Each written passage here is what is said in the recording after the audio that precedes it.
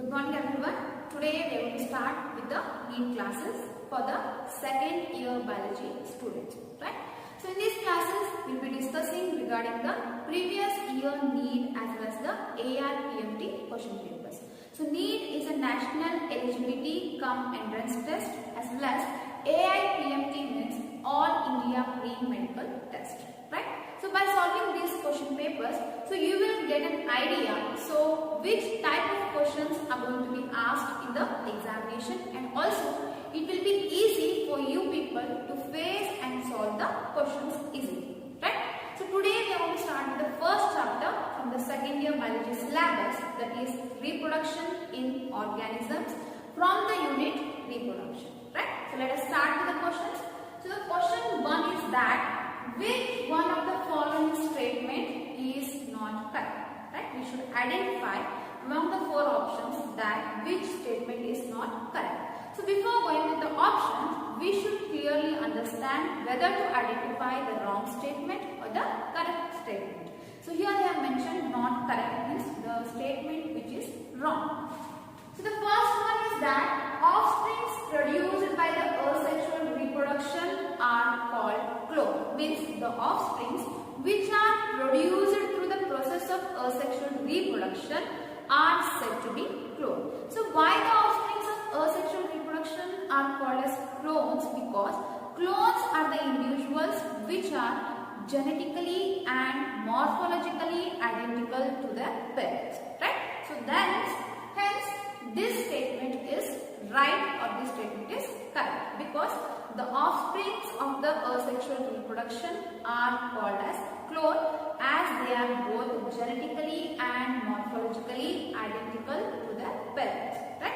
So morphologically as well as genetically they are identical to their parents. So our first statement is correct. So the second one is that microscopic motile asexual reproductive structures are called zoospores. So zoospores means the spores which are a specialized asexual reproductive structures. They are capable of moving from one place to another place. So these are motile and these are microscopic, means they are not visible to the naked eyes, right? So hence this statement is also true, because zoospores are the asexual reproductive structures which are motile and which are microscopic. So the third statement is that in potato, banana and ginger, the plantlets arise from the internodes present in the modified stem.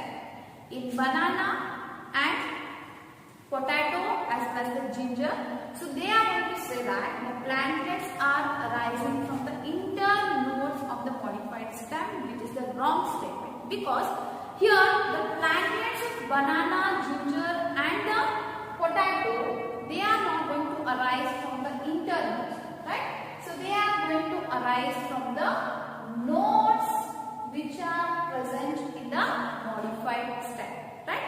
So the potato, banana and ginger, so the plantlets of these plants are going to arise from the modified stem, but the nodes not from the internodes. Hence this statement is not correct, and this is our answer for the first question. That is potato, banana and ginger, the plantlets are not going to arise from the internodes, but they are going to arise from the nodes of the modified stem. So coming to the last option, that is water hyacinth growing in the standing water drains oxygen from water that leads to the death of the fishes. We all know that water hyacinth is called as a terror of Bengal, because it is going to grow invasively and it is an invasive weed, right? So this is going to grow exclusively in the standing water. So as it is going to cover the entire area, so it is going to drain all the oxygen, and the oxygen is not left out for the fishes which are living below the plant or in the surface of the water. So as the oxygen is not available for the fishes, obviously the fishes are going to die, right? So this statement is also true, or this statement is also correct. So here out of the 4 options, 3 statements are correct, and we have identified the statement which is not correct, that is option C, where the potato, ginger and the banana, so they are not going to arise from the internodes of the modified stem, but they are going to arise from the nodes of the modified stem. So now let us go to the second question. So that is, match the column 1 with column 2 and select the correct option using the codes given below. Right? So here they have given the two columns. So this is column 1 and one is column 2. So here what we have to select is, for the column 1 we have to choose the correct pair which is present in the column 2, and here below they have given the codes and we have to identify which one of the options is true for the question number 2. So the first one is that pistils fused together, right? So what are the pistils if they are fused together are called as? They are called as syncarpus, and if the pistils are not fused they are called as the apocarpus. So the pistils which are fused together to be a bundle, so they are called as syncarpus. So the option for A is 3 from the column 2. So second question is that formation of gametes. So what is the process of formation of gametes is called as?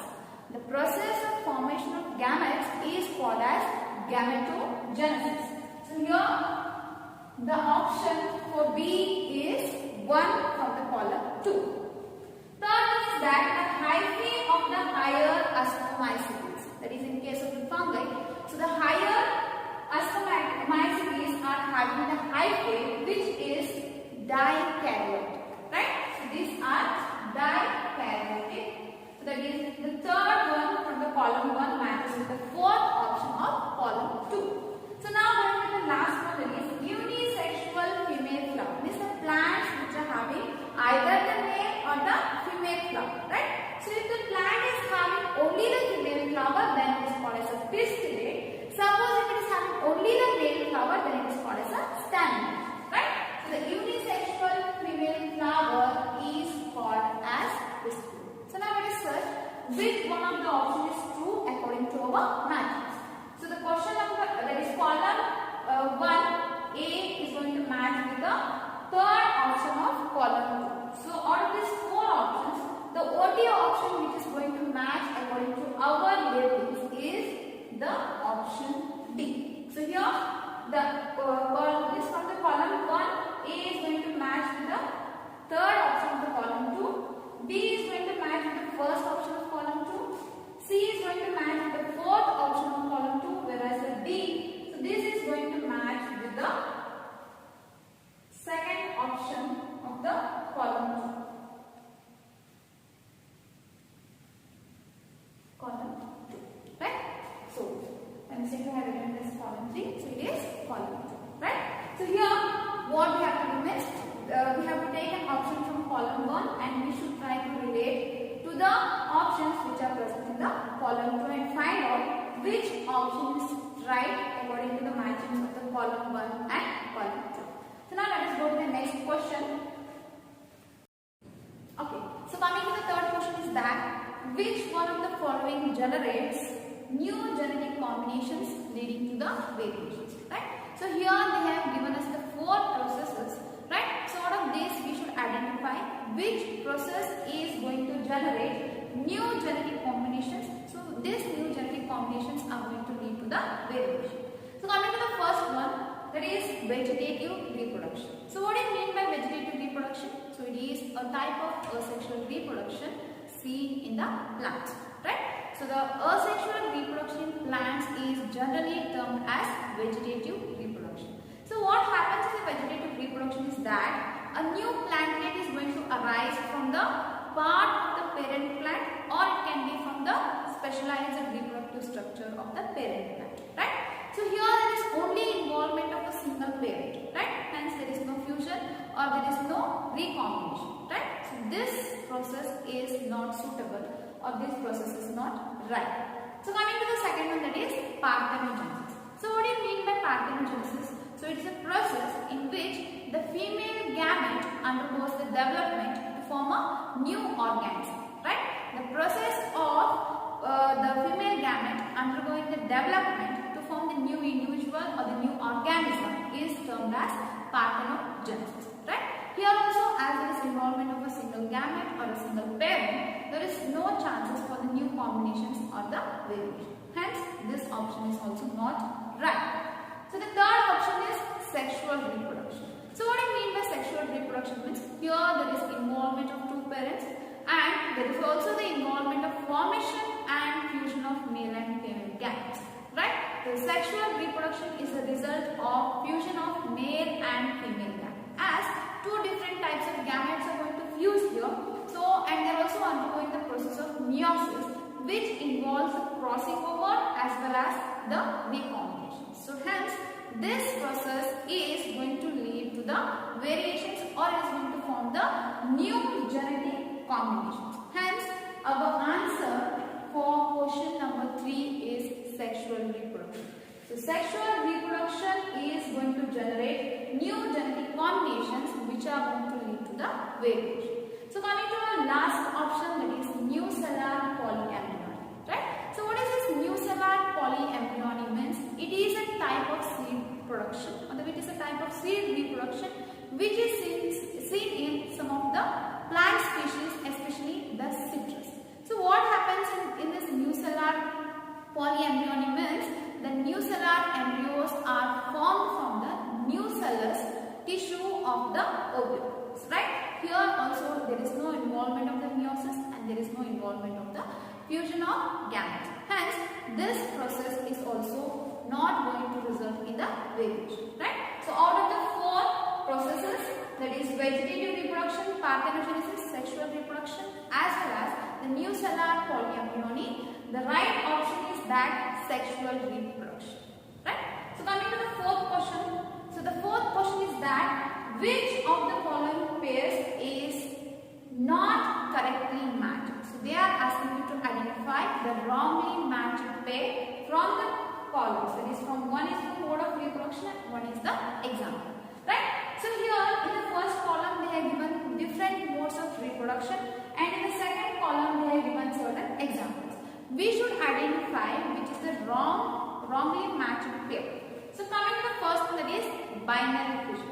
So we know that binary fission is usually seen in the amoeba, paramecium as well as the bacteria. But they have given the example, that is sargassum, which is not true, because sargassum is having a mode of reproduction, that is it is going to reproduce only through the fragmentation. Hence, the first pair is not correctly matched and this is our answer. The binary fission is usually seen in amoeba, bacteria as well as the paramecium, and the sargassum is having the mode of reproduction, that is fragmentation. So which is not getting matched with the mode of reproduction and hence the answer is binary fission with the sargassum, or our option A. So second one is conidia. So the example for conidia is a penicillium. So conidia are nothing but these are the asexual reproductive structures, right? So the asexual reproductive structure of penicillium is conidia and hence it is correct. Then offset with the water hyacinth. What is this offset means? This is a vegetative propagule of the water hyacinth and hence water hyacinth is going to reproduce through the offset, which is a vegetative propagule. And the last one is the rhizome and banana. As I already discussed in the first question, that banana is going to form or it is going to give the new plantlet through the nodes of the modified stem, which are called as rhizomes, and hence the fourth option is also correct. So our answer for the 4th question is that binary fission and the sargassum, which are not matched properly. Okay, so now let us go to the 5th question.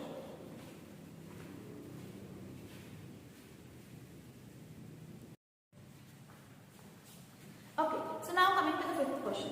So 5th question is that in ginger, vegetative propagation occurs. So what I mean by this vegetative propagation means, so vegetative propagation is a kind of a sexual reproduction that takes place in the plants. And the parts which are helping in the vegetative propagation are called as vegetative propagules, right? So vegetative propagules are the ones which are involved in the vegetative propagation, and different plant species are going to have the different vegetative propagules. So now in this question we have to find out which is the vegetative propagule of the ginger. So the first one is the bulbil. So bulbil is a vegetative propagule which is going to help vegetative propagation of the agave, right? So this is not the right answer. Second one is the runner. So runners are the vegetative propagules of the cynodon or the strawberries, and this is not an example, or this is not a vegetative propagule of a ginger, hence the option is also wrong. So coming to the third option, that is rhizome. Yes, rhizome is the correct answer because this is the thickened underground modified stem which is dorsiventral and which is going to help in the vegetative propagation of the ginger. So as we had earlier discussed in the first question, ginger is going to give rise to a new plantlet through a node of the modified stem, and hence the answer is C, that is rhizome. Then the last option is the offset. So offset are the vegetative propagules of the water hyacinth. So water hyacinth is an invasive seed which grows exclusively or which propagates exclusively through the help of a vegetative propagule which is called as a offset. Okay. So now coming to the sixth question, that is in oogamy fertilization involves. Actually fertilization means fusion of gametes. So this fusion of gametes is of three types. One is anisogamous or anisogamy, oogamous or oogamy, or the third one is the isogamy or the isogamous. Okay, so let us discuss one by one. The first one is the anisogamy, right? So anisogamy means it is a fusion of two gametes which are dissimilar in size. Means the male gamete and the female gamete, they are not similar in sizes or they are not morphologically identical. So that type of fusion of gametes is called as an isogamy. So the second one is the isogamy. Iso means same, gamy means gametes. If the fusion of two gametes, so in the fusion of two gametes, if both the gametes are similar in size or similar in morphological structure, so then it is called as an isogamy. And the third type is the oogamy, which they are asked. So oogamy means here the female gamete is large and it is non-motile, whereas the male gamete is small and it is motile. Right? So if the female gamete is large and immotile or non-motile, and if the male gamete is small and motile, that kind of fusion is called as a oogamy. So out of these four options, which is our correct answer? The first option is that a small non-motile female gamete and a large motile male gamete. So it's wrong because the female is the large one and the male is a small one. So this is not a right answer. Second option, a large non-motile female gamete and a small motile male gamete. Yes. So if there is a fusion between a large non-motile female gamete and a small motile male gamete, so then that type of fertilization is called as oogamy. So next option is a large non-motile female gamete and a small non-motile male gamete. So the fertilization in the type of fertilization in which both the gametes are non-motile, so that type of fertilization is generally termed as a pollination, right? And the last option is that large motile female gamete and a small non-motile male gamete. So that is also not true. So oogamy means it is a fusion of gametes between a large non-motile female gamete and a small motile male gamete, right? So the sixth answer is B. So now coming to the next one, that is seventh question. During regeneration, modification of an organ to another organ is known as, right? So the first thing is that in the mechanism, there are two mechanisms of regeneration. Which are the two mechanisms of regeneration? That is, one is morphollaxis and the epimorphosis. So these are the two mechanisms of the regeneration. So what happens in morphollaxis means? So morphollaxis means it is a regeneration of the entire body from a small leftover part. So that is called as a morphollaxis. Second thing is that epimorphosis means here it is a restoring or regenerating of an individual organ. Means the only organ which is missing or which has been damaged. So that is called as a epimorphosis. Right? So out of these two mechanisms, according to the question, where during regeneration, modification of an organ to another organ, means one organ is formed from the another organ.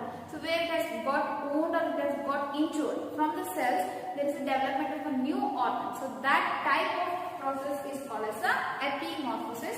Hence our answer is epimorphosis. Right? So in the regeneration, there are two mechanisms. One is morphollaxis and one is epimorphosis. Morpholepsis means it is the generating of the entire body from the small leftover part of the body, whereas epimorphosis means it is only generating the injured or the damaged part. So that is called as epimorphosis. Hence our answer is epimorphosis. So other two options, it is morphogenesis means it is a structuring of the body of an organism through the embryological processes is called as morphogenesis. And accretionary growth. So what do you mean by this accretionary growth? Means it is a post-embryological development or the post-embryological growth or the adult growth is called as accretionary growth. So here there is no much cell division takes place because it has already got differentiated and hence these cells are also called as a reserve cells, right? So the right answer for the seventh question is during regeneration, modification of an organ to another organ is known as epimorphosis. Okay.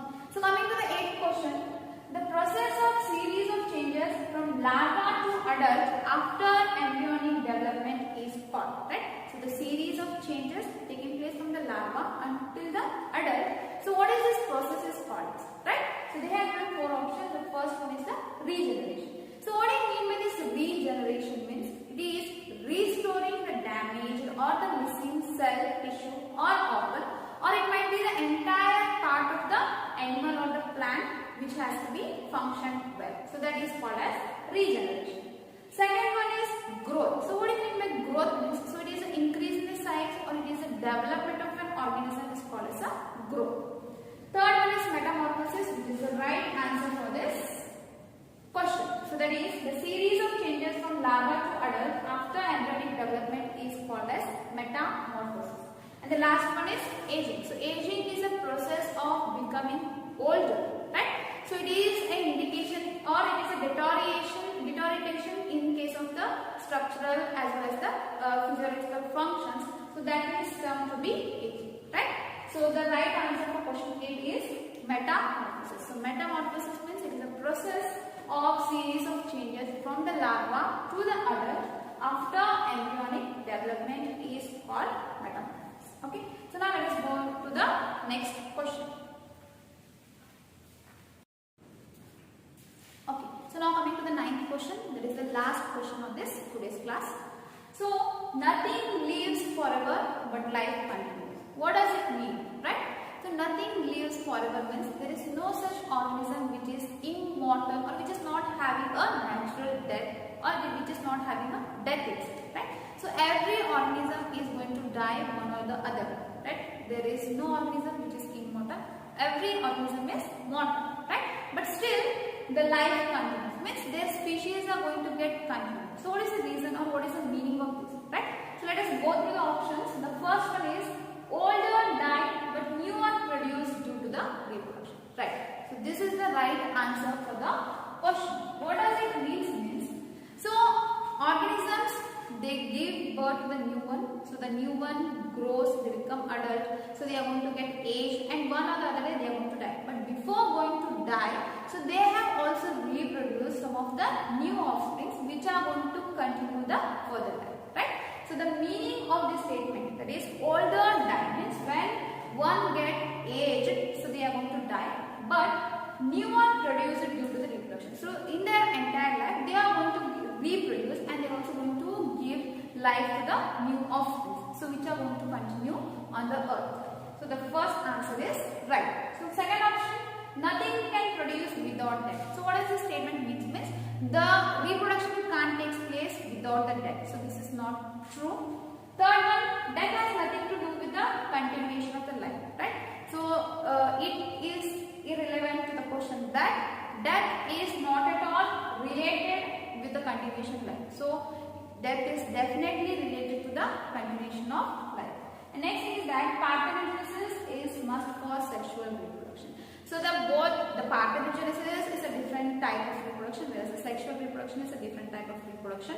So parthenogenesis is no way related to the sexual reproduction and hence this option is also irrelevant to the question. So the option 1, that is older die but new are produced due to the reproduction. So this is the right answer for the 9th question, right? So today we have discussed the 9 questions from our previous question papers, and in our next class we will be continuing with the further more questions on this chapter.